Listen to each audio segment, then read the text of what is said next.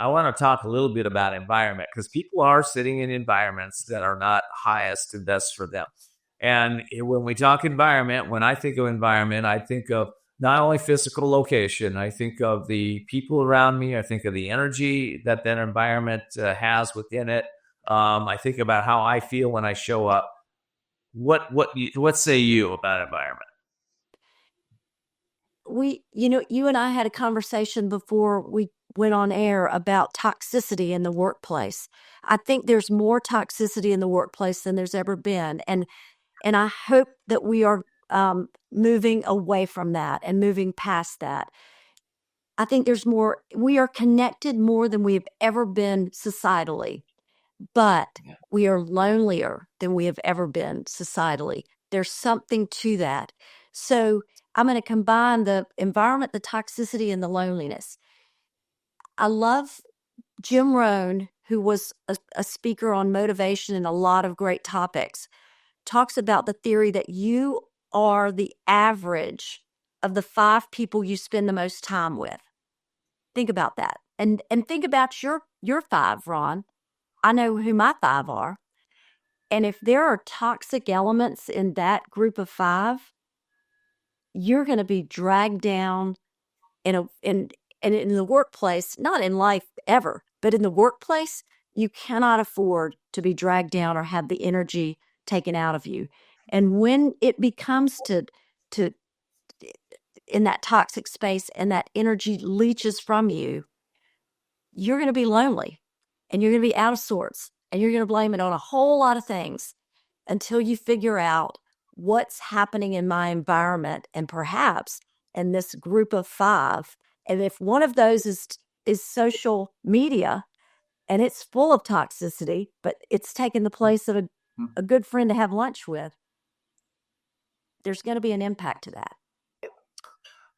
Well said. Well said. And I want to plus this. I want to tell all my listeners, there is no such thing as destiny.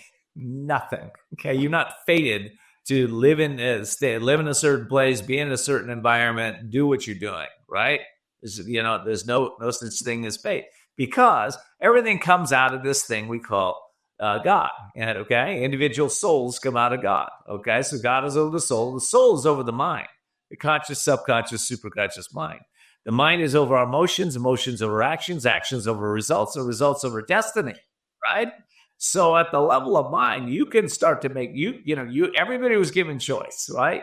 Right? You may not like your environment, you may not like the choices you had as you're growing up, or your family, maybe you didn't choose your family, right? But now you do. And we get to be powerful, amazing, brilliant creators or co-creators when we step out of this thing of feeling like this is the way it is, or I can't change this, or don't I don't have enough money or time or energy to change this. This is not true. It's not true. It's all made up in here. It's not. So what Pattie's telling you is 100% true. I want to talk about your book. Yes, Ordinary to Extraordinary. Why? I guess you kind of answer why you wrote it. So let me ask you this: what are the benefits when I read this book? What am I going to walk away with, Pattie? You're going to walk away with a couple of things. Number one, a deep belief in yourself that you deserve.